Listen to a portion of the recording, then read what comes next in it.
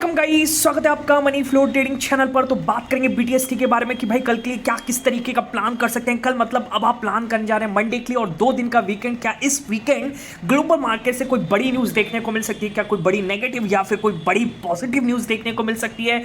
अपने मार्केट से क्या किस तरीके की अर्निंग्स इन लाइन है जो मार्केट पर इंपैक्ट डाल सकती हैं, सारी चीज़ हम इस वीडियो में डिस्कस करने वाले हैं। तो वीडियो को मिस मत कीजिएगा, पूरा ज़रूर देखिएगा। और अगर आप मेरे चैनल पर नए हैं तो आपसे रिक्वेस्ट है, क्या करेंगे आप? सबसे पहले तो आप चैनल को सब्सक्राइब करेंगे, साथ के साथ बेल आइकन को प्रेस करना नहीं भूलेंगे, जिससे क्या होगा कि जो भी वीडियो मैं अपलोड करूंगा आप तुरंत जाकर के देख सकते हैं और अपनी स्ट्रैटेजी बना सकते हैं। एक चीज याद रखिएगा, अगर आप मेरे व्यू पर प्लान करें तो आपको पता होना चाहिए कि I am not SEBI registered, मैं सेबी रजिस्टर्ड नहीं हूं। तो प्लान करने से पहले अपने फाइनेंशियल एडवाइजर से एडवाइस जरूर कर लीजिएगा। बाकी अगर आप देख रहे हैं, सीख रहे हैं, समझ रहे हैं तो बहुत ही इंपॉर्टेंट वीडियोस आपको मिलते भी रहेंगे, तो प्लीज अपना प्यार बनाए रखिए। ओके, चलिए सबसे पहले बात करते हैं। आज भी मार्केट काफी ज्यादा वॉलेटाइल देखने को मिला है। एक बार एक ऐसा मूव आया, 800 के ऊपर टिक भी गया और उसके बाद सेल ऑफ देखने को मिला है। तो बहुत ही ज़्यादा आप कह सकते हैं वॉलेटाइल सेशन या मैनिपुलेशन देखने को मिला है।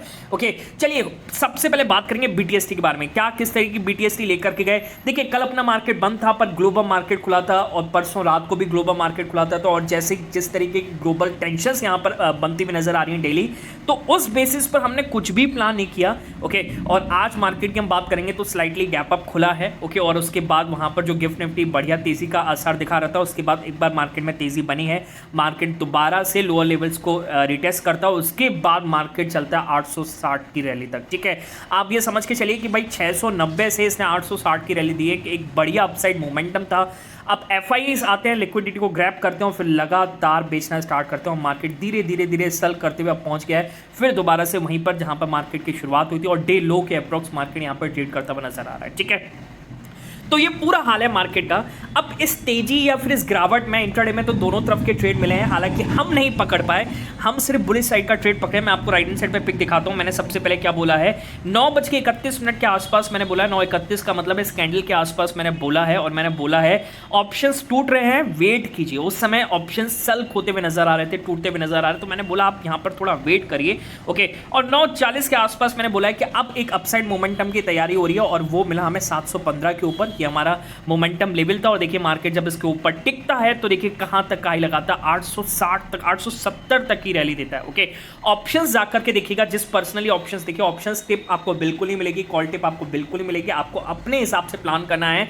लर्निंग बेसिस पर हम सीखते हैं कि क्या किस तरीके का मोमेंटम लेवल कहां पर बन सकता है, उसके अकॉर्डिंग प्लान करते हैं। मैं जिस पर्सनली ऑप्शन में था वो ऑप्शन एक टाइम पर 135 के आसपास उस ऑप्शन में मैं एंटर किया था और उसने 245 तक का हाई लगाया है। हालांकि इतना बड़ा मूव तो आप नहीं पकड़ पाते हैं 100 पॉइंट का। मैंने 20, 25, 30 पॉइंट के आसपास इधर मैक्सिमम क्वांटिटी को निकाला था और उसके बाद इस कैंडल ये जो बनी है 840 तक की, यहाँ पर मैंने अपनी फुल क्वांटिटी को बुक किया और उसके बाद भी आप देखिए 30 पॉइंट का मूव इसने चार्ट पर दिया है। ठीक है, बात समझ में आ रही है? ओके, तो बहुत बढ़िया मूव था। फिर उसके बाद नीचे आता है तो मैंने कहा थोड़ा ठहरने दीजिए, फिर हम यहाँ से अपसाइड का प्लान ढूंढेंगे। और हमारा लेवल भी था 825 के ऊपर, यहाँ प्लान करेंगे पर मार्केट यहाँ पर टिकता नहीं, दोबारा से मार्केट टूट जाता है और फिर 700, फिर देखिए लगातार मार्केट टूटता हुआ ही नजर आता है। ओके, कुछ ऐसा सेटअप बना ही नहीं जहाँ पर हम यहाँ से अप साइड का प्लान कर सकें। ठीक है, और मार्केट धीरे धीरे धीरे 25,700 के नीचे चला गया है। ठीक है, बात समझ में आ गई? फ्राइडे की बात कर रहे हैं हम। ओके, तो फ्राइडे के हिसाब से एक बढ़िया ट्रेड मिल गया, 70-80 पॉइंट का हमें ऑप्शंस में ट्रेड मिल गया और क्या ही चाहिए यार, बहुत ही फर्स्ट क्लास दिन गया है। हालांकि लगता है कि डाउन साइड भी पकड़ सकते थे। देखिए, आप फोमो में फंसेंगे कि अब मैं डाउन साइड ले लूँ या फिर पहले ले लेता, तो वो सब चीज़ें मत सोचिए, जो हो गया सो हो गया। ठीक है, बात समझ में आ गई? ओके, तो ये था अपने मार्केट का हाल। बाकी बीटीसी यूएस में मैं फिलहाल कोई ट्रेड प्लान नहीं कर रहा हूँ, क्योंकि आपको पता है मेरा सारा ध्यान यहाँ पर सिल्वर में बना हुआ है और सिल्वर में तेज़ी यहाँ से बन सकती है। हो सकता है आज रात तक हम 3 लाख को भी टच कर दें।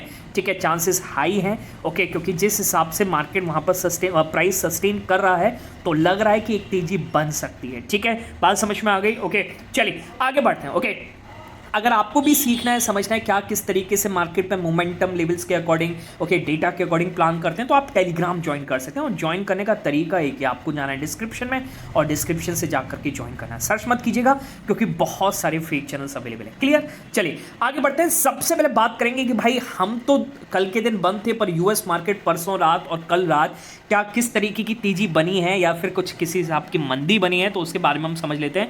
देखिए, पिछले 2 दिनों में यूएस मार्केट में तेजी तेजी दिखी है, ठीक है। कहीं ना कहीं आप कह सकते हैं कि उन्होंने आउट परफॉर्म ही किया है, ओके। और वहाँ पर जैसे अपने मार्केट में अर्निंग सीजन चालू है, लगातार रिजल्ट्स आ रहे हैं और वहाँ पर भी अर्निंग सीजन चालू है, ओके। अब मॉर्गन स्टैनली एक और बैंक है, उसका यहाँ पर रिजल्ट आया और उसका रिजल्ट अच्छा आया, बेटर साइड पर देखने को मिला, जिसकी वजह से 2 दिन से डाउ जोन्स में तेजी बन रही है और टेक शेयर्स में भी आप देखेंगे थोड़ी बहुत यहाँ पर भी तेजी ही देखने को मिल रही है, ठीक है। बात समझ में आ रही है। तो कुल मिलाकर के यूएस से हैंडओवर काफी बेटर है, ओके। अब बात करेंगे ग्लोबल मार्केट की। देखिए ग्लोबल मार्केट में जिस तरीके का टेंशन है, और ट्रम्प को आप जानते हैं सबसे बड़ा मैनिपुलेटर, पहले वो ईरान को धमकी दे रहा था, प्रोटेस्टर को कह रहा था कि मदद आपके पास बहुत जल्द आने वाली है, ओके। अब सुनने में आया है कि भाई ट्रम्प ने ईरान को इन्फॉर्म किया है कि अभी यूएस का ऐसा कोई प्लान नहीं है आप पर अटैक करने का, ठीक है। हो सकता है ये भी एक मैनिपुलेशन हो, ऐसे कह के फिर एकदम से सरप्राइज कर दे, पूरा पॉसिबल है। ट्रम्प पे भरोसा नहीं किया जा सकता, ओके। पर आप एक चीज समझ के चलिए, अगर ट्रम्प ईरान पर हमला करते हैं तो it is spark of world war 3, okay. World war 3 का एक स्पार्क होगा और आप ये सोचिएगा कि पता नहीं क्या हो जाए, क्योंकि रशिया भी कूदेगा, इस्लामिक स्टेट भी कूदेंगे और काफ़ी कंट्रियां इसमें कूदने वाली हैं, और जिससे पूरी ग्लोबल इकोनॉमी कोलैप्स होने का चांसेस बनता है, ठीक है। तो ये सब यूएस भी समझता है, हो सकता है ना करे, ये सिर्फ गीदड़ धमकी थी, ओके, डराने की कोशिश थी। और यहाँ पर एक निकल के आता है कि ट्रम्प साहब यहाँ पर कह रहे हैं कि ईरान को एक और चांस दिया जाना चाहिए, ओके। अब ऐसा क्यों कह रहे हैं? क्योंकि उनकी एक मांग थी कि भाई जो प्रोटेस्टर हैं उनको आप फांसी की सज़ा दे रहे हैं, उनको मार रहे हैं, ओके। तो ईरान ने उस चीज़ को हॉल्ट किया है। 800 प्रोटेस्टर जो एग्जीक्यूशन करने वाला था उनका, ओके। तो उस पर उन्होंने रोक लगाई है और इसके बाद ट्रम्प साहब का एक और यहाँ पर स्टेटमेंट आता है कि भाई हमने बहुत से लोगों की यहाँ पर जान बचाई है, ठीक है, ओके। और मतलब ईरान अब सिग्नल कर रहा है कि वो एग्जीक्यूट नहीं करेगा प्रोटेस्टर को, ठीक है। तो कुल मिलाकर के ग्लोबल टेंशन ईज होते हुए नजर आ रहा है, ओके। जिसकी वजह से क्या हुआ कि क्रूड ऑयल लगातार तेजी बना रहा था। और मैं आपको बताऊं, मैं वेडनेसडे को भी कह रहा था कि भाई कुछ भी हो सकता है, ये जो तेज़ी बन रही है ब्रेंट क्रूड में, ओके, क्रूड ऑयल में, ओके, ये दर्शा रही है कि भाई कुछ भी हो सकता है, ओवरनाइट आप पोजीशन लेने से बचें, ओके। पर क्या होता है, ये टूटना स्टार्ट करता है, 66 का हाई लगाता है और जैसे ही ग्लोबल टेंशन ईज होती है और उसके बाद ये टूटना स्टार्ट करता है। हालांकि अब फिलहाल थोड़ी सी तेजी में आ रहा है, ओके। पर कुल मिलाकर के 63 पॉइंट के आसपास है। एक अच्छा खासा यहाँ पर, अगर मैं आपको डेली टाइम फ्रेम पर इसका चार्ट दिखाऊंगा, अच्छा खासा यहाँ पर एक तरीके से प्रॉफिट बुकिंग कह सकते हैं या फिर एक गिरावट देखने को मिली है, जो ये अपने जैसे मार्केट के लिए बेटर होना चाहिए, ठीक है। मतलब पूरे ग्लोबल शांति के लिए भी एक बेटर चीज़ है, ठीक है। चलिए, तो ये था ग्लोबल मार्केट का हाल, क्या किस तरीके का यूएस मार्केट, क्या किस तरीके का ग्लोबल टेंशन। अब बात करेंगे अपने मार्केट की, ठीक है, क्योंकि जिस बेसिस पर हमें कल के लिए यहाँ पर कोई भी पोजीशन लेकर के जानी है, तो सबसे पहले हम अपने मार्केट की बात करें। देखिए डेली टाइम फ्रेम पर अगर मैं चार्ट दिखाऊंगा तो परसों का कैंडल थोड़ा सा आपको दिखेगा कि किस तरीके का बेरिश साइड पे था, और आज का भी आप कैंडल देखिए किस तरीके से बेरिश साइड पर है। यानी यहाँ पर काफ़ी ज़्यादा सप्लाई हो रही है, एफआईएस को हायर जोन मिलता है, वो लगातार बेच रहे हैं, ठीक है। अब इस ऐसे कैंडल पर आप क्या करेंगे, थोड़ा सा शांत बैठना ही मेरे हिसाब से काफ़ी बेटर होगा, ठीक है। अब मैं आपको एफआईएस का डेटा भी दिखाता हूँ। देखिए एफआईएस कितने ज़्यादा यहाँ पर मार्केट पर सेल ऑफ कर रहा है। देखिए मैं अगर आपको दिखाऊँ, एफआईएस ने लास्ट डे यानी आप कह सकते हैं वेडनेसडे को भी सेलिंग करी, ओके। और उनकी टोटल सेल कॉन्ट्रैक्ट जो है सिस्टम में ऑलमोस्ट 2 लाख के करीब पहुंच चुके हैं, 2 लाख कॉन्ट्रैक्ट शॉर्ट्स हो चुके हैं, ठीक है। एग्जैक्ट अगर वैल्यू की बात करूं तो 1,99,177 के आसपास है, ठीक है। पर आप सोचिए 2 लाख के कॉन्ट्रैक्ट शॉर्ट्स हो चुके हैं, और ये फरवरी 2025 के बाद सबसे ज़्यादा शॉर्ट्स पोजीशन है एफआईएस की, ओके। तो एफआईएस को जहां भी तेजी दिखती है और जहां पर भी उनको दिखता है कि भाई इंट्राडे रैली अब फेल हो रही है, वो बेचना स्टार्ट करते हैं और मार्केट धड़ाम से सेल करता है, जैसे हम पिछले 2 ट्रेडिंग सेशन से ऐसा हम देख रहे हैं, ठीक है। बात समझ में आ रही है, ओके। पर आज की शाम खास है, ओके, और कल का दिन भी खास है। क्यों कह रहा हूं मैं? क्योंकि आज की शाम एक बड़ा कह सकते हैं एक अर्निंग आने वाला है, ओके। यानी रिलायंस इंडस्ट्रीज़ का यहाँ पर अर्निंग अनाउंसमेंट होने वाला है, और आपको पता है it is most valuable company है इंडिया की, ओके, जो आज शाम को मार्केट क्लोजिंग के बाद यहाँ पर अपना रिजल्ट अनाउंस कर सकती है। तो इसका काफ़ी ज़्यादा इफेक्ट पड़ सकता है मार्केट पर, ओके। जैसे हमने इन्फोसिस का देखा था, इन्फोसिस का जो एडीआर था रिजल्ट आने के बाद एक टाइम पर 10% ऊपर था, और फिर कल के दिन 8%, यानी आज सुबह तक 8% एडीआर ऊपर दिख रहा था। अगर रिलायंस का अच्छा आता है तो फिर मार्केट आपको एक गैप अप दिखा सकता है, ओके, या बुरा आता है तो फिर आपको गैप डाउन दिखा सकता है। तो इस पर आपकी नजर होनी चाहिए। दूसरा, ये तो आज शाम की बात होगी, पर अगर आप कल शाम की बात करेंगे तो भाई बैंकिंग सेक्टर के 2 दिग्गज कंपनियों का रिजल्ट कल आने वाला है। ओके जी हाँ, मैं बात कर रहा हूँ ICICI बैंक और HDFC बैंक, जिसका लग रहा है कि यहाँ पर आउट परफॉर्म आएगा। और आज भी आप जाकर के देखिए बैंक निफ्टी में 60,000 का मार्क दोबारा से रिक्लेम किया है। तो कुल मिलाकर के बैंक्स मुझे लगता है अच्छे साइड पर दिखेंगे और रिलायंस यहाँ पर नेगेटिव साइड पर दिख सकता है। तो आपको जो भी आप पोजीशन ओवरनाइट ले जाएं थोड़ी समझदारी से ले जाइएगा, ठीक है। मार्केट क्या कहता है उसके अकॉर्डिंग ले जाएगा, ठीक है। अब जैसे मैं आपको मार्केट दिखाता हूँ, अगर निफ्टी क्लोजिंग देखिए, आप देखिए 692-700 के आसपास ट्रेड करता हुआ नजर आ रहा है। ओके, हालांकि ये पूरा रिजल्ट बेस पर ही आपको ओपनिंग देखने को मिल सकती है और ओवरनाइट बाई वीकेंड पर अगर वॉर छिड़ गई तो बात अलग है। ओके, तो मेरे हिसाब से अगर निफ्टी क्लोजिंग 25,700 के नीचे होती है तो आपको यहाँ से डाउन साइड का प्लान कर सकते हैं, ठीक है। ओके, पर एक चीज़ याद रखिएगा, मैं एक चीज़ आपको ये चीज़ बता देना चाहता हूँ कि भाई रिजल्ट है, ठीक है। तो रिजल्ट के केस में कुछ भी हो सकता है यहाँ पर इन्वेस्टर सोच के चलो कि रिलायंस का बेकार आएगा पर अच्छा आ गया तो कुछ भी हो सकता है। उस हिसाब से क्वांटिटी को मैनेज करिएगा।